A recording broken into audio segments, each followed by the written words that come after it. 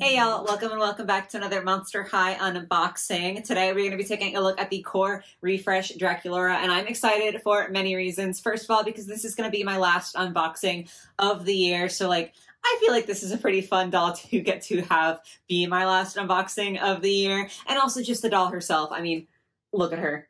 She's so pretty. I was very excited when this doll got announced. I didn't buy her immediately just because I was trying to budget and be responsible and all of that jazz, but she is finally mine and we can finally take a look at her, and I'm just very excited. She already looks so cute. I haven't seen other reviews of her because I've been trying to resist so that I can give you guys my own opinion. So I'm excited to be able to unbox her and see her, and then also see what other people's opinions are. It's just going to be a lovely time. So you can see her in the front of the box, and then on the back there's some information about her character as well as some art.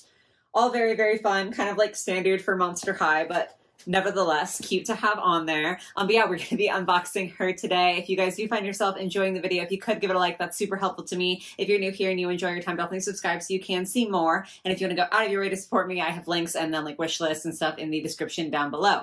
But without further ado, I'm going to go ahead and unbox her off camera really quick, just because it takes me a while and I'm not good at doing unboxings on camera. And then we will come back together so that we can talk about her details and her quality and everything that she comes with. So I will see y'all in a second. Okay, Draculaura is all unboxed here. She is facing the wall because we have to focus on all of her many accessories first. So sorry, Draculaura. We are going to get to you in a moment here. I don't even know where to start. I feel like she has so many itsy bitsy cool things. Let's go ahead and look at her little baby bat sunglasses. These are very cute.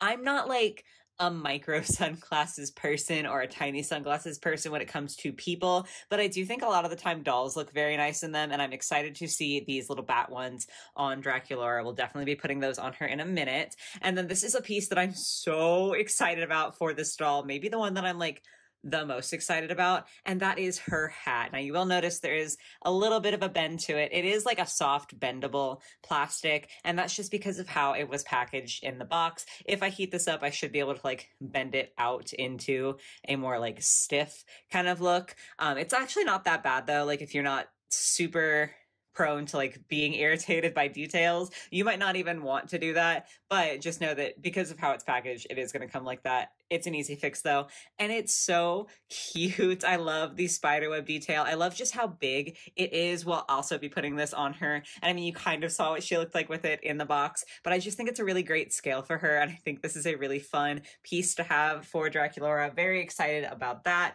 Then we've got some much smaller little pieces that I can barely even show you because they're so tiny and detailed. This is a little lip gloss, and it is also a soft kind of bendable plastic. Quite cute. Then we have, of course, her SPF 500 because she is obviously a vampire, and so she's got to be protected. The sun is very dangerous for her. Then, oh my gosh, okay, so I guess I should start with this first. Hold on. First, we have a backpack. I do think this is really cute. I might end up painting some details into this because there's a lot of nice sculpting with the heart and the zippers and all of that. Just not the most painted detail ever. It does have an opening here, and it is semi-flexible plastic, so you definitely could manage to get something in there, and I think you'd also be able to get it out pretty easily. So that's cool because it does actually serve a bit more of a purpose if you are using it like I do for storage. I'll probably put her lip gloss in there, or if you have a kid or buying this for a kid, they can kind of use that for play purposes, which is nice. And then there's this little bat charm hooked onto her bag, and you can take it off like that because it just hooks on. So the downside is that it could be kind of easy to lose, but also it's cool because it's customizable. I think it's precious, and I like the fact that it actually dangles around. I think this looks so nice. But the reason I had to do that first is because I went for this little guy, which I was confused by at first because I thought this was another bag, and I was like, this is cute. I'm not complaining. It's a little bat, kind of the same colors as Count Fabulous. It's a nice little bag, but I was confused about why she got two bags, except it actually opens up. So this is just a lid. And then on the inside, you can see her printed food. So this is a little bento box. And I think that is the cutest thing ever. There's also a lot of detail in here. There's I believe strawberries with little angry faces and bat-shaped sandwiches, little bat chocolates here. It's so cute. And I was so surprised by that.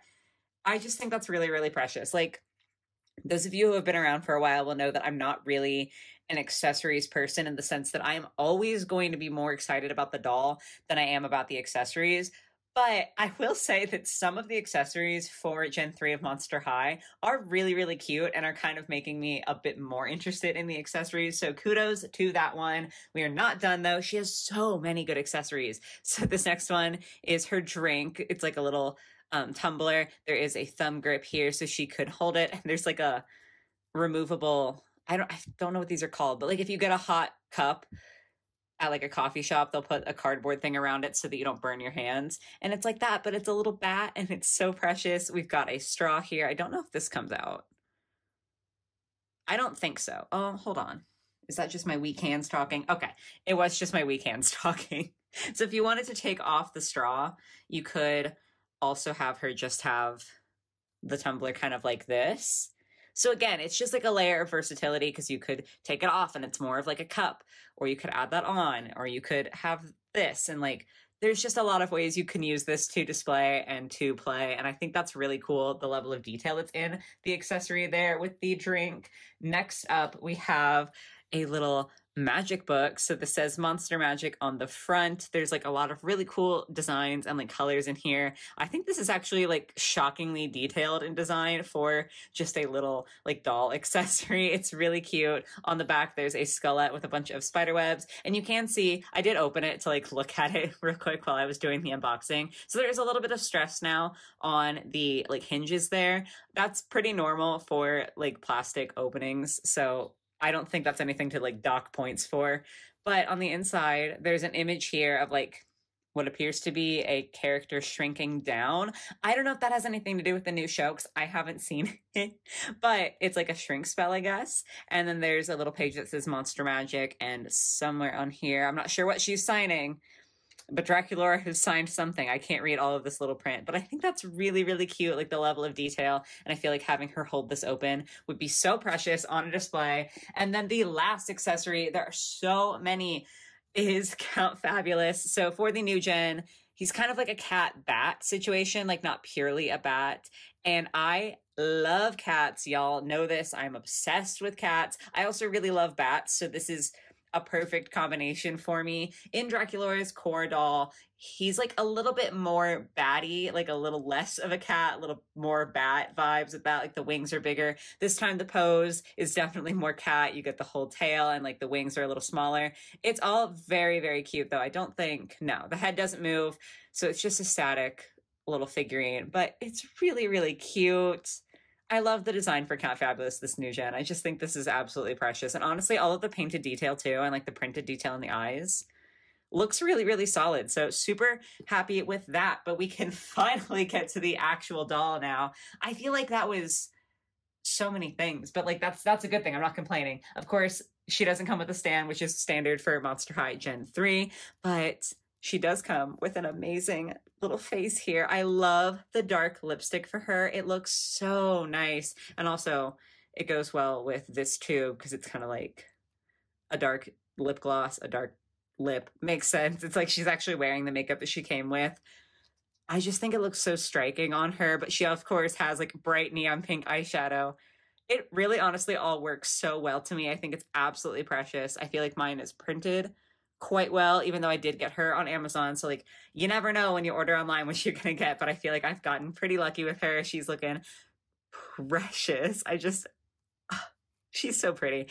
She has her little coffin earrings, so they are mismatched. So black on one side, pink on the other, with little heart cutouts. And then her hair here is in these little low pigtails. I don't know if these tiny bits of like black that are on the pink side and pink that are on the black side are intentional, or if that was just like how she ended up getting her hair done.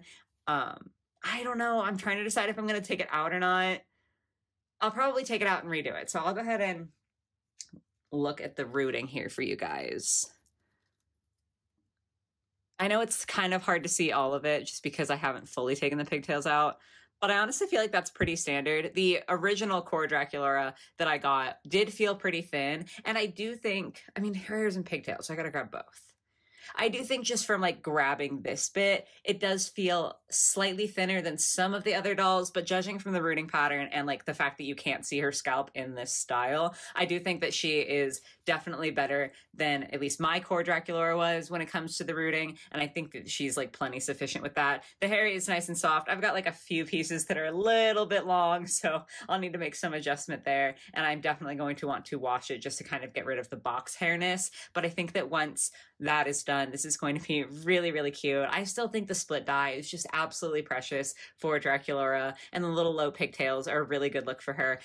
Quick interjection from editing me here. I just wanted to clarify about the hair. The longer pieces, as it turns out, were pieces that were like, I guess not rooted quite properly, or at least some of them were, because when I was washing her, I did have a decent amount of hair come out of her head. That being said, it wasn't enough to like make her thinly rooted. Like, she still has plenty of hair. I've redone her pigtails and they look fabulous, and like you can't see her scalp or anything. So on the downside, there was some hair that came out, like more than the normal amount, I would say, for like when you're washing doll hair. It was like a solid clump, but she is definitely rooted thickly enough for it to not be like a catastrophe. So just kind of be aware of that, I guess. And of course, we have to add on the hat. Now, it is kind of difficult, I will say, because it's not like strapped on, because I cut it off. It did have T-ties holding it into the head. You can kind of see the hole there. So like if you kept the T-ties, this would stay on very easily. For me, it's kind of a balancing act, but like I wanted to be able to wash her hair and all of that jazz. It's cute though. Like, it looks so, so nice. I just think she looks precious with this. It's like a little black halo with the spider webs. Absolutely amazing. And then let's go ahead and try on her little sunglasses. Gosh, yeah, see, okay, it looks so cute in doll form. Look at her. Her little bat sunglasses. I don't know if I'm gonna put them on her because I do think her face is really, really pretty. But this just proves that they do look good and they fit and everything. So no complaints about the sunglasses. And then of course we get to move on down to the outfit. These sleeves are so, so good. I love me a good dramatic sleeve. So like, of course, I'm obsessed with the puff sleeves here. There's actually like two puffs. There's kind of a puff at the shoulder and then another one kind of from the like mid upper arm down to the wrist. And it's just so nice. I love the sheer fabric. The vinyl shirt here, I believe, okay, it is attached. So you can see it's all one piece there. There's nothing underneath. So it's just kind of vinyl sewn onto this sheer material to make it look like it's layers, but it is not actually layers. So sorry if that's disappointing to you guys. I honestly thought it would be different layers, but I wasn't going to change your outfit. So I'm not super upset, but definitely be aware of that. If you thought you were going to be able to like layer this underneath something else, the vinyl is attached to the kind of sheer shirt. And then we have this super cute skirt that she's got going on. I love the spiderweb pattern that they added to the top here. I just think it's really cute. And then of course we've got the ruffles. Mine is sewn in a way that's like a little bit uneven, but I'm not stressed about it. I think it's really cute still. And then that is all one piece as well. So it's not like a petticoat. There's like the layer of sheer white, and that is sewn onto the vinyl piece as well. But what is separate is her tights. They're like full tights. We'll take off the boots in a second here. And I love these on her. I am a sucker for like a good pair of fishnets or tights or whatever you want to call them. I just think they really add a lot to a doll. And I think this is no exception. Like, she looks so cute with these. I am going to take off one of her boots really quick so you can see they are full. Like, they go all the way down. I know sometimes in the past, Monster High has had ones that kind of end at the ankle. So in like packaging, sometimes they're hidden by these shoes, but it's really hard once you actually take them out of the packaging to not see that that's like where the tights end. So I really, really appreciate that this is like a full actual pair of tights that goes all the way around the foot. So it looks super good when you put her boots on. And speaking of the boots, look at these things. They're so nice. Like, there's not insane amounts of painted detail in the sense that there are a lot of sculpted pieces like the buckles and straps here that don't have painted detail, but there is more painted detail on these than some other shoes that we've gotten from Gen 3 of Monster High. I know that that's been a pretty common complaint, and I definitely understand it, that like Gen 1 Monster High shoes were so detailed and some of the Gen 3 ones are just not as much so, but I think that this is a nice level of detail. There's like the little buckle painted and the bat wings, and then the zipper down the middle I think is is really striking too. So I really think this is quite cute. That's everything she comes with though. So my final thoughts. Obsessed with the whole design. I think this is so, so cute. It's hard for me to say whether it's like an improvement over the original core Draculaura, just because I do think that they're both really beautiful in different ways. I think I like her makeup more, but I'm happy that I have both in my collection for sure. So overall design is like a 10 out of 10 for me. I love the hat, but I will say probably my least favorite thing about this set is just the fact that the hat is definitely going to be harder for me to get onto her head, just because of the way it's designed and because of the fact that I chose to take the T-ties out. That being said, you don't have to also do that, right? Like, that's just kind of a me problem. I took the T-ties out, so if you just let it stay on her head, it'll be totally fine if you're comfortable keeping those in. Other than that, I really don't have any negatives. She's got a crazy amount of accessories to me. She's got really cute clothing pieces. I didn't even like point out her necklace. Look at that. She's got a little heart in the middle, and it's like kind of like a collar, kind of like a necklace. I just feel like this is another absolutely knock it out of the park doll from G3. To be fair, that's coming from a G3 stan. I'm obsessed with this generation. I think there are so many wonderful dolls, and I definitely think this Draculaura is one of them. But of course, I would love to hear what you guys think of her. If you have her, because she has been available on Amazon for a little bit. So if you have her, definitely let me know what your thoughts are. Or if you don't have her, I still want to know what you're thinking about her and if you plan to get her. And if you think she's better than the original core Draculaura, just very curious to hear your thoughts. But I hope you guys were able to enjoy the video. I hope you have a lovely rest of your day or your night or whatever it might be, and I will catch you on the next one. Bye, guys.